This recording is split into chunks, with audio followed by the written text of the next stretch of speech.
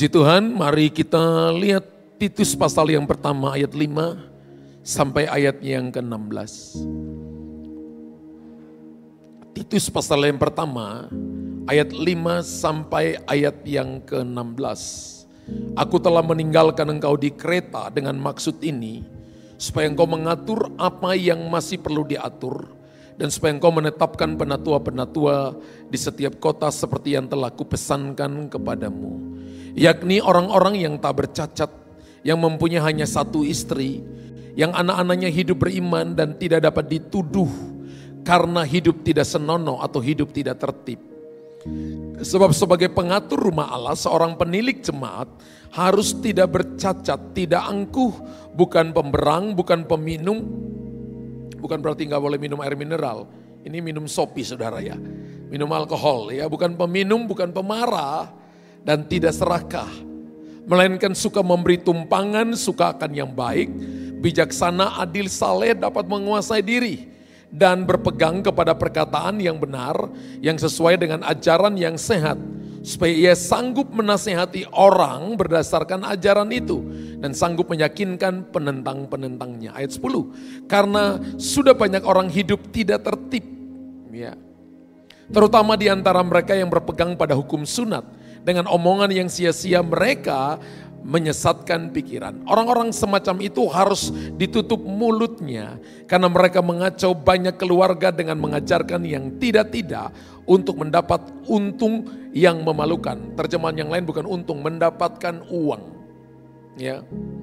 Seorang dari kalangan mereka, nabi mereka sendiri pernah berkata, dasar orang Kreta pembohong, binatang buas, pelahap yang malas. Kesaksian itu benar, karena itu tegurlah mereka dengan tegas, supaya mereka menjadi sehat dalam iman, ayat 14. Dan tidak lagi mengindahkan dongeng-dongeng Yahudi, dan hukum-hukum manusia yang berpegang, yang berpaling dari kebenaran. Ayat 15, bagi orang suci semuanya suci, tetapi bagi orang najis, dan bagi orang yang tidak beriman, sesuatu pun tidak ada yang suci, karena baik akal mereka maupun suara hati mereka najis. Dan ayat 16, mereka mengaku mengenal Allah, tetapi dengan perbuatan mereka, mereka menyangkal Dia, mereka keji, durhaka, dan tidak sanggup berbuat sesuatu yang baik. Kalau kita lihat tulisan Rasul Paulus kepada Titus, ya, Titus ini mengembalakan jemaat yang ada di Kreta, saudara. Sebenarnya inti daripada apa yang dituliskan Rasul Paulus kepada Titus, kepada jemaat di Kreta adalah karena ada yang hilang di tengah-tengah jemaat, ada yang hilang dari gereja. Jadi ini sesuatu yang harus para pekerja jemaat perhatikan, bahkan saya sebagai gembala harus memperhatikan bahwa ada yang hilang, sesuatu yang hilang dari gereja. Apa sih yang hilang dari gereja? Kita kembali 2002 ketika saat World Trade Center, ya tahu menara W itu diserang oleh teroris, ribuan orang meninggal, kurang lebih 3.000 sampai 5.000 orang meninggal. Dan kemudian saudara berkumpullah ribuan orang di stadion. Saya coba lihat tadi literatur kembali, kurang lebih 23 tahun yang lalu saudara ya. Anak saya Cherry baru 1 tahun karena lahir 2001. 2002 menara World Trade Center itu diserang teroris. Dan ada begitu banyak orang yang berkumpul di sebuah stadion baseball di New York untuk berdoa. Mereka orang Muslim, mereka orang Kristen, mereka orang Yahudi. Agama-agama lain berkumpul dan memproklamirkan bahwa agama mengajarkan kasih dan damai sejahtera bagi pemeluknya.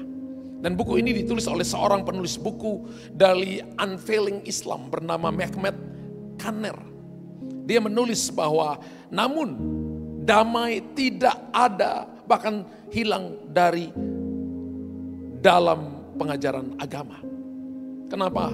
Orang bisa serang orang lain. Banyak orang beragama yang saling menyusahkan dan saling membunuh. Alkitab juga mengatakan. Dalam kitab Matius 24 ayat yang ke-12 kalau kita lihat. Alkitab berkata, karena makin bertambah kedurhakaan, maka kasih kebanyakan orang menjadi dingin. Kata dingin di sini pakai bahasa Yunani pesugo.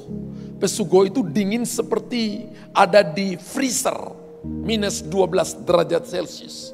Lihat orang punya masalah, cuek, masa bodoh, lu mati sendiri. Gua mau cari kesenangan sendiri. Saudara, Alkitab katakan, dan makin bertambah kedurhakaan, maka kasih kebanyakan orang. Kasih di sini bukan phileo, kasih di sini bukan juga eros, tapi kasih di sini adalah agapao. Kasih agapao, kasih yang Tuhan curahkan dalam hati umat Allah, hati anak-anak Tuhan menjadi dingin, menjadi pesugo. Ya. Masa bodoh dengan orang lain. Ada yang hilang dari antara kita, ada yang hilang dari tengah-tengah gereja Tuhan. Sesuatu yang telah hilang dari agama, bahkan telah hilang dari gereja. Dalam bacaan firman Tuhan tadi, Rasul Paulus menyatakan bahwa ada sesuatu yang hilang dari gereja. Perhatikan hal ini untuk membantu kita menjadi anggota jemaat dan pelayan Tuhan yang setia di dalam gereja. Amin.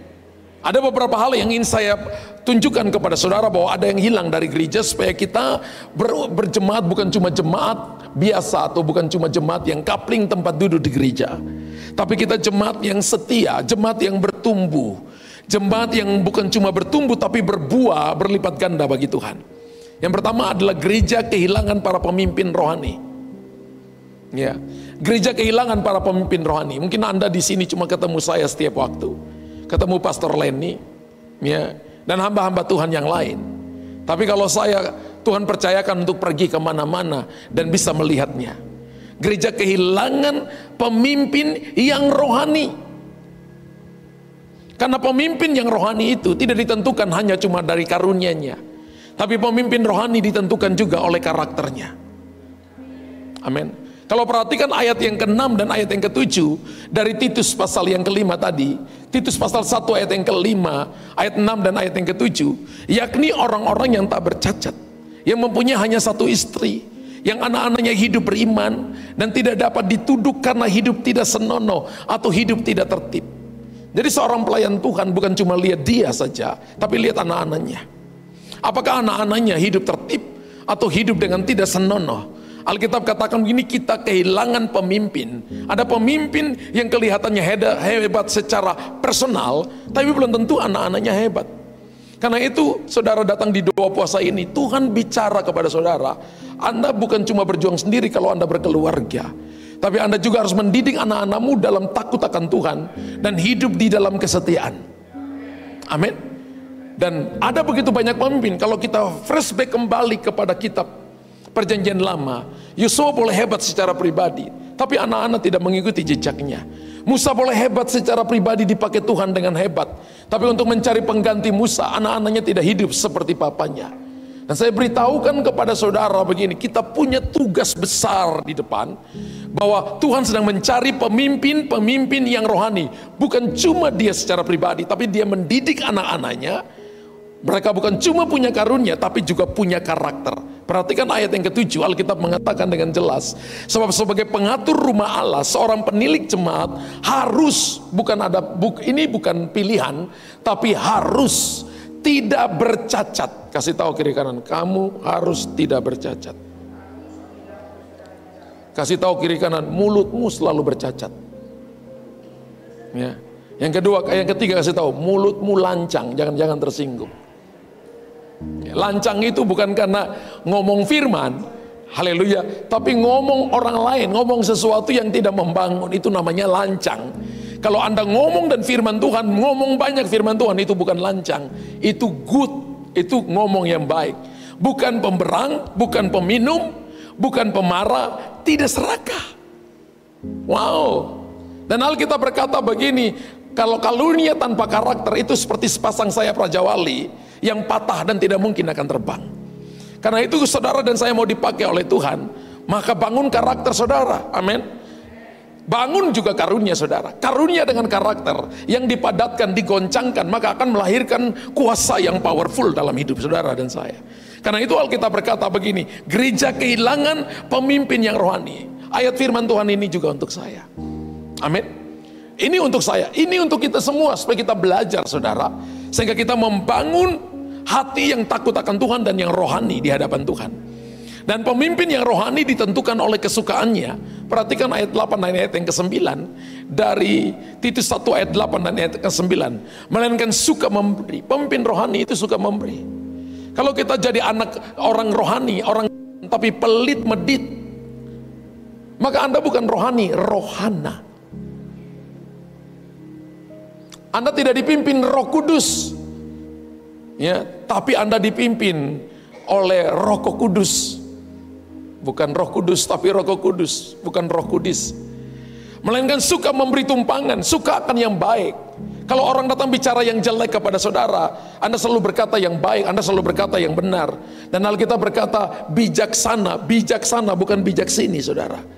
Banyak kali orang pintar, saudara. Orang pintar, tapi pintar karena pengetahuan. Tapi bijaksana itu adalah kedekatan dia dengan Tuhan. Sesuatu yang turun dari surga. Adil, saleh, dapat menguasai diri. Bijaksana itu adalah bisa melihat masa depan. Apa yang tidak dapat dilihat oleh orang lain, saudara bisa melihat. Ingat, kebijaksanaan tidak ditentukan oleh umur. Kebijaksanaan itu ditentukan oleh bagaimana hubunganmu dekat dengan Tuhan ataukah tidak. Amin. Salomo itu meninggalnya umurnya masih muda, 66 tahun, seumur Mama Ola. Ya, meninggalnya muda, dan dia sejak masa mudanya menjadi seorang berpuisi, tulis Amsal pada masa mudanya. Amsal 8 sampai Amsal 31 ditulis oleh Salomo, Amsal 1 sampai Amsal 7 ditulis oleh Daud dengan Bersyeba, mengingatkan Salomo tentang apa yang akan terjadi kepada dia yang akan datang. Wow. Dan kita pengkhotbah, dia menulisnya di tengah-tengah masa Kidung Agung, dia menulisnya di tengah-tengah masa kejayaannya selama 40 tahun dia memerintah. Dan pengkhotbah dia tulis pada masa tuanya. Saudara perhatikan baik-baik, orang yang penuh dengan wisdom tapi belum tentu benar. Tapi kalau Anda benar, Anda pasti wisdom, Anda pasti penuh dengan hikmat. Ternyata orang yang berhikmat pun bisa jatuh dalam dosa. Tapi kalau Anda benar, pasti Anda berhikmat. Amin. Dan Alkitab mengatakan begini, bahwa pemimpin yang rohani itu ditentukan oleh kesukaannya. Kalau kita suka yang adil, kita suka yang bijaksana, kita suka yang saleh, kita dapat menguasai diri. Menguasai diri ini adalah spirit of control. Saya bisa balas orang itu, tapi saya menguasai diri. Saya bisa jatuhkan orang itu, tapi saya menguasai diri.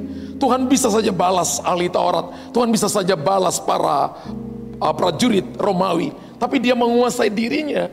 Dia menahan dirinya dalam keadaannya sebagai manusia.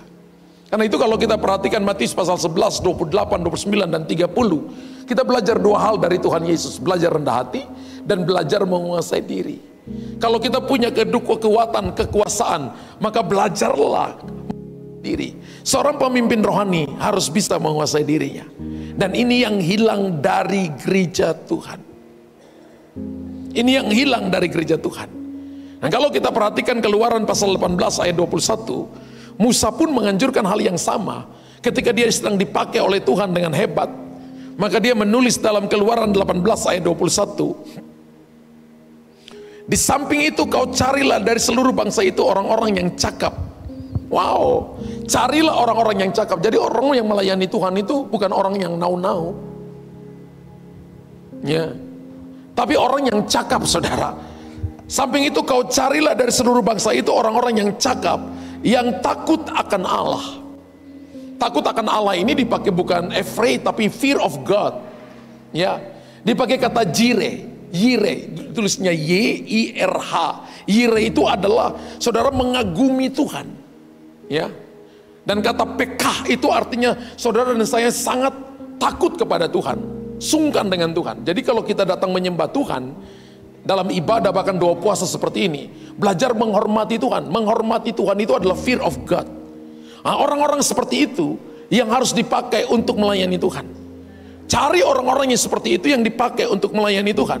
Orang-orang yang dapat dipercaya. Kalau kita cakap, kalau kita takut akan Allah, maka Alkitab katakan kita dapat dipercaya. Amin.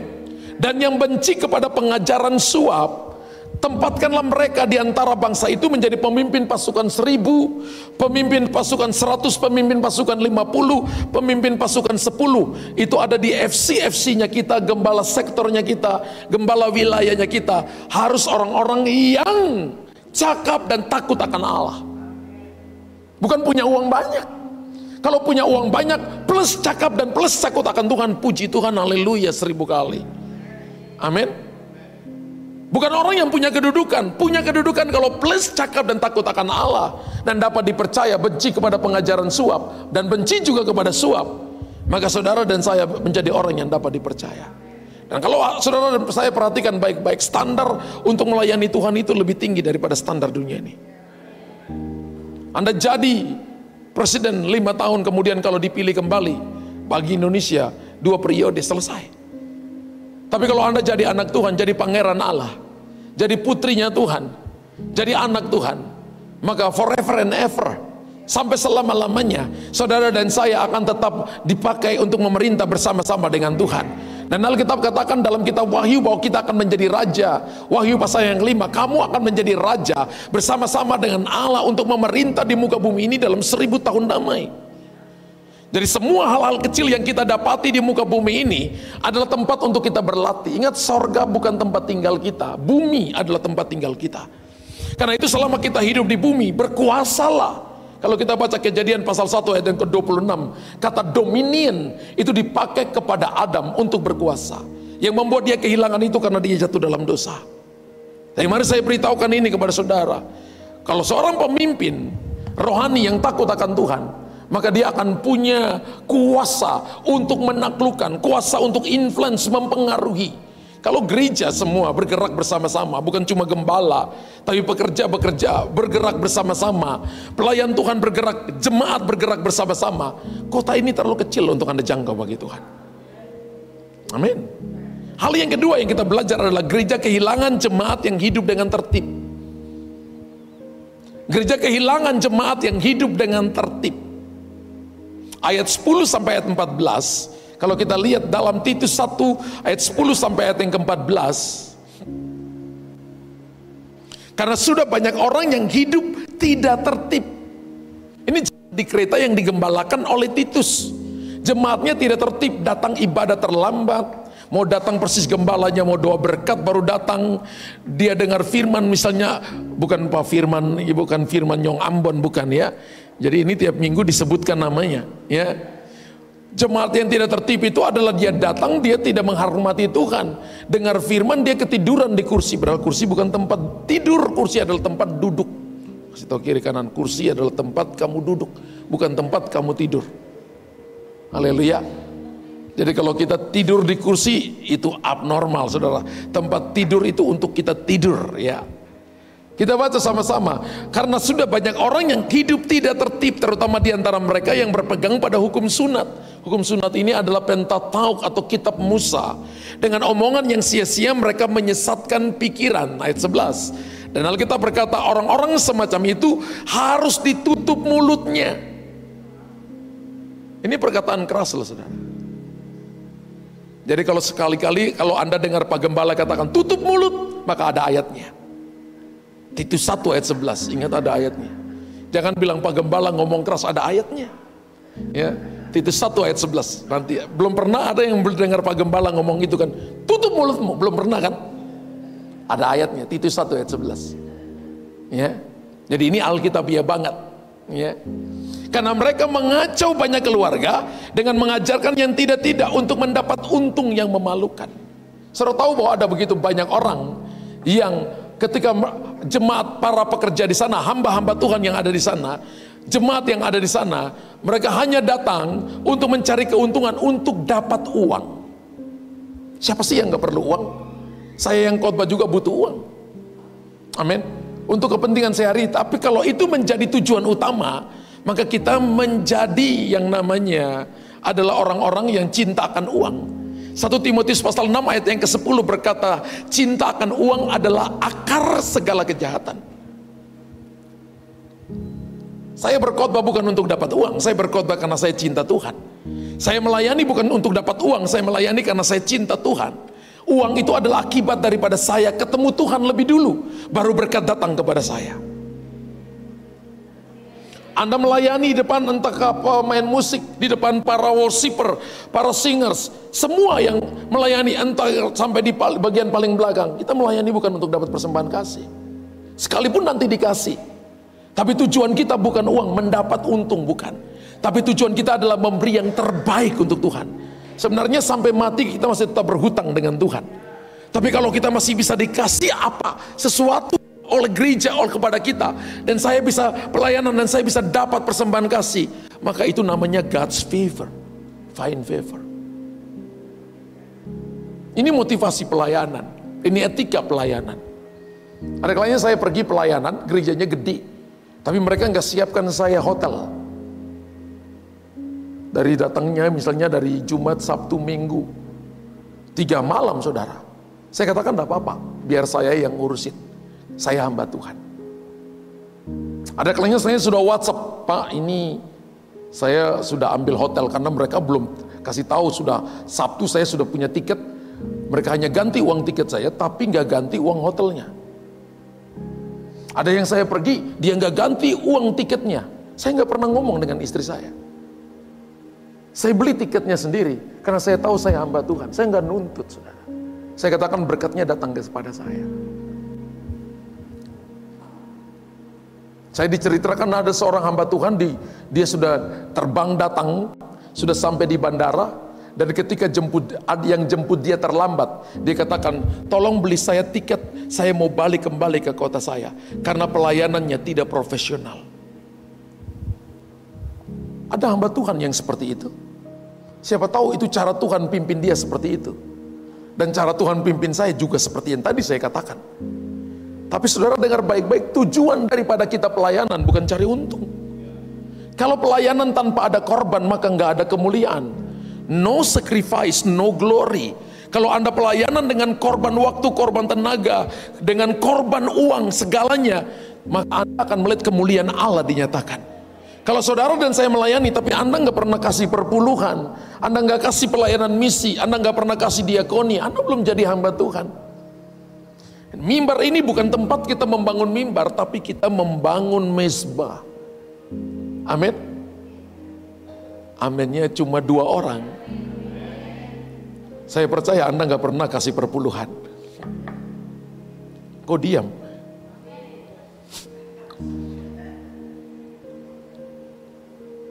Gereja kacau jika jemaatnya hidup tidak tertib. Dan itu terjadi dalam jemaat yang digembalakan Titus di Kreta. Kacau. Dan Tuhan suruh saya sampaikan ini kepada saudara, supaya kita menjadi gereja yang tertib. Amin. Supaya kita menjadi gereja yang tertib. Gereja yang tertib itu adalah jemaat tahu tentang kewajiban yang dia lakukan. Ketika para ahli Taurat tanya kepada Tuhan Yesus begini, kepada siapa? Apakah kita boleh memberikan pajak kepada kaisar?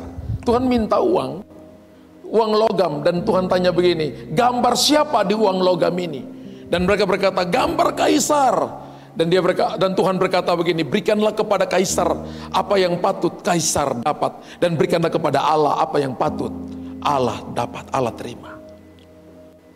Mereka mencoba menjebak Yesus, tapi Yesus mengajarkan kepada mereka tentang ketertiban, tentang bagaimana hidup tertib. Jemaat yang tidak tertib itu ditandai oleh beberapa kriteria. Ayat 10 dan ayat yang ke-14 tadi yang kita baca. Kemudian kita lihat ayat yang ke-12 kita baca. Seorang dari kalangan mereka, nabi mereka sendiri pernah berkata, dasar orang Kreta pembohong, binatang buas. Orang kalau dipakai dengan urapan nabi itu bisa ngomong seperti ini. Bisa bilang jemaat, dasar binatang buas. Pernahkah Anda dengar Bapak Gembala Anda berkata, dasar binatang buas, dasar pelahap? Pernah Anda dengar? Ini ada nabi yang berkata, dasar orang Kreta pembohong, dasar binatang buas, pelahap yang malas. Dan ayat yang ke-13 berkata, jadi kalau saudara dengar ada pendeta yang berkata, dasar binatang buas, ada ayatnya. Dasar pelahap, apalagi itu, yang tadi itu, coba. Dasar pelahap yang malas. Misalnya Anda datang di pesta, terus datang dengan kresek, kemudian Anda bungkus, ada ayatnya, itu pelahap yang malas. Ada ayatnya ini, Anda boleh pakai ayat ini. Itu tidak tertib hidupnya. Dan saya harap bahwa jemaat GBI CKF tidak punya kelakuan model seperti ini. Amin. Model seperti ini, itu hidup tertib. Ya, kalau orang misalnya makan, maka hormati pemimpin lebih dulu. Di rumah, orang tua, papa, mama lebih dulu. Kalau dulu saya itu anak-anak makan dulu, baru orang tua makan sisanya. Ya. Tapi kalau kerajaan itu raja makan dulu. Ya nih, Haleluya. Ayat 13 berkata, saudara lihat ayat 13. Kesaksian itu benar, karena itu tegurlah mereka dengan tegas supaya mereka menjadi sehat dalam iman.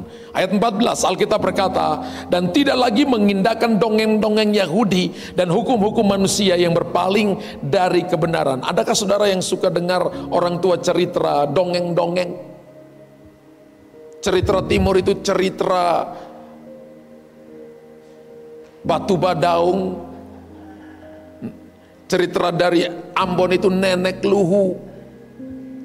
Itu cerita-cerita dongeng isapan jempol. Dan orang masyarakat lebih percaya kepada itu daripada firman Tuhan.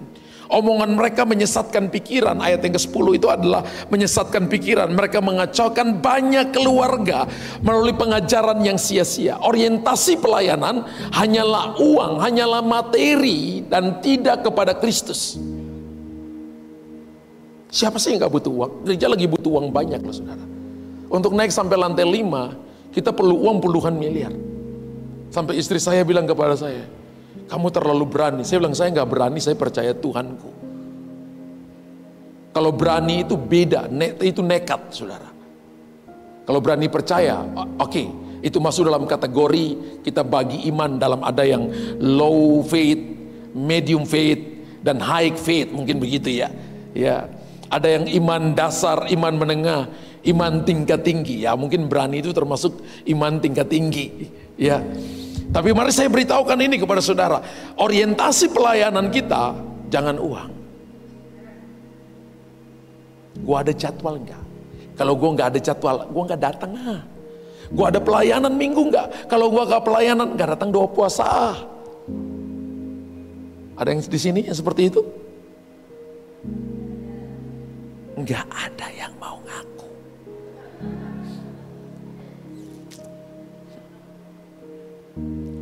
Saya ingat ketika kami masih ada di pelayanan di satu kota, ya, ada teman yang bertengkar karena tidak dijadwalin untuk dia khotbah.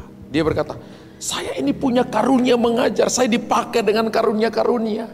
Terus saya ngomong dengan dia begini, tapi kamu bukan gembala. Kita harus mengerti tentang pelayanan itu adalah kita jadi slave, kita jadi hamba. Kalau dipakai, maka kita dipakai oleh Tuhan kita. Kita ini bukan cuma alat, tapi kita tujuan Tuhan. Tidak semua pelayanan itu khotbah di depan. Kita jadi asyir juga pelayanan di depan. Amin. Kita bawa air minum seperti tadi Jos bawa ke depan, itu juga pelayanan. Kalau kita lakukan dengan hati yang sungguh-sungguh cinta Tuhan, rewardnya sama dengan saya yang khotbah. Amin. Kalau Anda jadi asyir dan Anda salamin orang dengan hati yang tulus, ya, maka Anda lakukan itu nilainya sama dengan saya yang khotbah. Kita nggak boleh berbohong saudara. Dalam 2 Timotius pasal 3 ayat 2 dan 4, kita nggak boleh berbohong hanya untuk dapat keuntungan. Kalau salah ya bilang salah. Kalau itu bukan Anda, bilang bukan Anda. Kalau itu saudara ya bilang ngaku, lebih baik ngaku. 2 Timotius pasal yang ketiga ayat 2 dan ayat yang keempat. Tidak tahu mengasihi, tidak mau manusia, ayat yang ke-2 sampai ayat 4. Manusia akan mencintai dirinya sendiri dan menjadi hamba uang. Ini tanda, ada 16 tanda akhir zaman. Salah satunya adalah mengasihi dirinya sendiri. Pernah Anda ketemu seseorang ketika diomongin nangisnya itu bisa seharian saudara.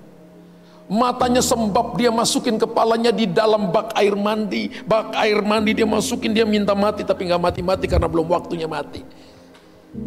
Saya pernah melayani orang seperti itu. Dia jambak rambutnya, kepalanya dia bentur-bentur di kamarnya sampai keluarnya nonong, dan dia katakan aku jatuh, padahal dia benturkan kepala sendiri. Bibirnya dia tonjok, bibirnya sendiri berdarah saudara, dia katakan karena dia jatuh. Mengasihi diri sendiri. Melayanan itu nggak boleh mengasihi diri sendiri, tapi mengasihi Tuhan. Anda boleh pede, tapi ingat pede itu punya dua arti. Pertama, pede itu percaya dia, baru percaya diri. Jangan percaya diri tanpa percaya dia, ya itu namanya Anda bunuh diri, ya. Dan menjadi hamba uang, mereka akan membual, menyombongkan diri. Kamu nggak tahu kalau nggak ada aku nggak begini loh. Ini aku yang buat, dan itu namanya membual. Kesuksesan itu tidak ada yang terjadi sendiri. Saya nggak boleh membual. Pelayanan terjadi karena saudara bantu saya, Tuhan gerakan Anda bantu saya. Kita ada sebagai anak-anak dalam rumah untuk terlibat menjadi super team, bukan one man show. Amin. Kita nggak boleh jadi Superman, karena Superman is dead. Mereka akan menjadi fitnah, mereka akan berontak terhadap orang tua dan tidak tahu berterima kasih, tidak memperdulikan agama. Ayat yang ketiga, Alkitab katakan begini, kalau saudara perhatikan, tidak tahu mengasihi, tidak tahu, tidak mau berdamai, suka menjelekkan orang, tidak dapat mengekang diri, garang, tidak suka yang baik. Ayat 4, suka berkhianat, tidak berpikir panjang, berlagak tahu, lebih menuruti hawa nafsu daripada menuruti Allah. Nanti kalau kita hitung ada 16 perkara tanda akhir zaman. Ini namanya mereka suka membual. Hamba Tuhan tidak boleh membual. Kasih tahu kiri kanan, hamba Tuhan tidak boleh membual. Ya. Gereja kehilangan jemaat karena rakus dan malas, ayat 12b tadi. Dalam Timotius 1 ayat yang ke-12b. Mereka lebih mengutamakan dongeng daripada firman Allah. Wow, saudara perhatikan baik-baik. Saya nggak mau kehilangan gereja. Saya tidak mau kehilangan jemaat, dan Tuhan tidak mau kehilangan jemaat. Karena itu jemaat saudara dan saya harus diajar. Para gembala FC harus ngajar jemaat saudara di FC supaya mereka hidup tertib, takut akan Tuhan, lakukan bagian yang harus dilakukan, dan hidup rohani di hadapan Tuhan. Tegur yang salah, nasihatilah mereka yang lemah, dan kuatkan mereka yang letih lesu, bangkitkan iman mereka, dan berdoalah bagi mereka. Yang ketiga, gereja kehilangan visi dan rencana Allah. Ada 3 hal yang dimana hari-hari ini gereja sedang kehilangan itu. Gereja kehilangan para pemimpin rohani. Yang kedua, gereja kehilangan jemaat yang hidup dengan tertib. Yang ketiga, gereja kehilangan visi dan rencana Allah. Boleh lihat ayat 1 sampai ayat yang ketiga dari Titus 1 ayat 1 sampai ayat yang ketiga. Dari Paulus hamba Allah dan Rasul Yesus Kristus, untuk memelihara iman orang-orang pilihan Allah dan pengetahuan akan kebenaran seperti yang nampak dari ibadah kita. Ayat yang kedua, dan berdasarkan pengharapan akan hidup yang kekal yang sebelum permulaan zaman sudah dijanjikan oleh Allah yang tidak berdusta. Ayat yang ketiga, dan yang pada waktu yang dikehendakinya telah menyatakan firman-Nya dalam pemberitaan Injil yang telah dipercayakan kepadaku sesuai dengan perintah Allah juru selamat kita. Kalau lihat Titus 1 ayat yang ke-1, maka Rasul Paulus dia sangat mengerti tentang visi dan rencana Allah bagi dia dan untuk jemaat Tuhan yang ada di Kreta ketika dia menulis surat ini. Alkitab berkata untuk menyatakan kebenaran, untuk memelihara iman orang-orang kudus, untuk memberikan kepada mereka pengetahuan tentang kebenaran firman Tuhan. KTP Anda jadi Kristen itu belum cukup, saudara. Saudara harus hidup radikal dengan Tuhan. Kalau enggak Anda rada nakal. Kalau Anda enggak radikal, Anda rada nakal. Kasih tahu kiri kanan, kalau kamu enggak radikal, kamu rada nakal. Haleluya. Amin. Ditandai dengan apa? Tidak memelihara iman. Orang tidak memelihara iman itu gampang stres, gampang putus asa, gampang depresi. Iman itu harus dipelihara, iman itu harus dijaga, iman itu harus bertumbuh. Anda nggak bisa lihat, tapi orang bisa merasakan dari saudara, bisa merasakan dari kehadiranmu, bisa merasakan dari perkataanmu, bisa merasakan dari auramu, kehadiranmu. Orang bisa melihat bahwa Tuhan menyertai saudara. Amin. Orang bisa melihat bahwa kita orang-orang yang disertai Tuhan. Makanya dikatakan ini jemaat yang beriman. Iman itu dari kata pistis, dari bahasa Yunani. Pistis itu bergantung kepada sesuatu. Dari akar kata pisteuo, yang artinya Tuhan yang pegang kendali. Jadi ketika kita beriman, sebenarnya itu bukan tentang kita sesungguhnya, tapi tentang kita yang dikendalikan oleh Tuhan. Amin. Dan ketika visi itu hilang dari kita, kita punya visi yang sangat jelas. Gereja ini punya visi, yaitu have Jesus live in us, menjadikan Yesus tinggal dalam kita. Kita punya misi yang sangat jelas. Ada peace, P-E-A-C-E. Sangat jelas saudara. Kita punya nilai yang sangat jelas saudara. Ya. Kita punya nilai yang namanya royal. Nanti kalau Tuhan kehendaki lantai 34 di atas, maka main hall-nya namanya royal. Ya nanti di bawahnya ini mungkin peace. Ya, sesuai dengan misi kita, nilai kita. Di main hall-nya itu ada namanya, karena di depan sudah Geraha CKF, saudara. Ya. Jadi saudara perhatikan baik-baik begini, gereja nggak boleh kehilangan visi. Kenapa kita ikut kelas SALT, Sekolah Alami Lawatan Tuhan? Supaya saudara tahu ini kemana Tuhan membawa gereja ini, mau kemana kita mau pergi, saudara. Amin. Kita harus memelihara iman. Banyaklah baca firman Tuhan, hafal firman Tuhan setiap hari. Amin. Merenungkan firman Tuhan setiap hari. Rajin datang ibadah. Kalau ada ibadah, datang dengar firman Tuhan. Bapak Ibu datang bawa catatan. Kalau bisa tulis di notes, di handphone saudara. Bila perlu rekam, kemudian dengarkan ulang kembali. Saya yang pengkhotbah saja bisa dengarkan khotbah orang lain. Saya yang pengkhotbah masih baca buku setiap hari. Kalau kita mau jadi seorang yang dipakai oleh Tuhan, kita nggak cuma dengar firman, tapi kita mau belajar. Kita harus memelihara iman. Amin. Ditandai dengan apa? Tidak berpegang pada setiap janji Allah. Karena Allah tidak berdusta. Titus 1 ayat yang kedua tadi, Tuhan tidak berdusta, saudara. Orang kehilangan visi itu akan berkata, enggak ada Tuhan. Tuhan bohong. Saya pernah mendoakan seorang anak muda, dan dia berkata, Pak Pendeta jangan doain saya. Kenapa? Tuhan bohong, Pak. Kenapa Tuhan bohong?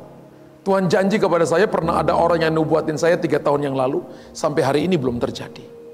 Saya tanya, selama itu kamu tunggu, ataukah kamu tunggu dengan cara datang ke ibadah terus, atau kamu punya hubungan pribadi dengan Tuhan, ataukah sama sekali kamu tidak pernah lagi datang ibadah? Dia tertunduk. Dan dia berkata, ketika nubuatan itu diberikan, saya mulai minum mabuk.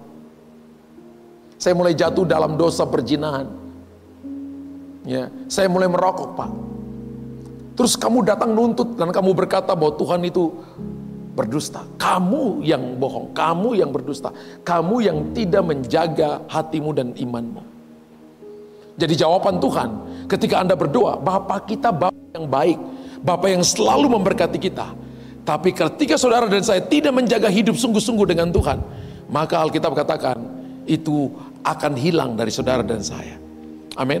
Dia tidak pernah berdusta. Gereja akan kehilangan visi dan rencana Allah jika tidak memelihara iman, tidak berpegang pada setiap janji Allah, karena Allah tidak berdusta. Dan yang ketiga, tidak memberitakan Injil ke seluruh dunia. Maka gereja akan kehilangan visinya. Kenapa misi kita adalah planting the church? Kenapa? Memberitakan Injil ke seluruh dunia. Kalau seluruh jemaat tiap hari beritakan Injil kepada teman, kepada rekan, kepada suamimu, kepada istrimu, kepada anak-anakmu, gereja ini terlalu kecil. Amin. Satu hari, 1 minggu sudah 7 jiwa Anda bawa ke Tuhan, dibaptis, dimuridkan, kemudian mereka berlipat ganda. Maka saudara akan melihat bahwa kita tidak akan kehilangan apapun, karena Tuhan tidak pernah berdusta. Amin. Kita belajar 3 hal. Gereja kehilangan pemimpin rohani, gereja kehilangan jemaat yang hidup, gereja kehilangan jemaat yang hidup dengan tertib, dan gereja kehilangan visi dan rencana Allah. Saya doa supaya itu tidak terjadi kepada kita, tapi itu benar-benar sebaliknya, kita akan memiliki pemimpin-pemimpin rohani yang takut akan Allah. Kita hidup dengan tertib dan kita tidak kehilangan visi dan rencana Allah dalam kehidupan kita. Tepuk tangan bagi Allah kita yang hebat dan ajaib.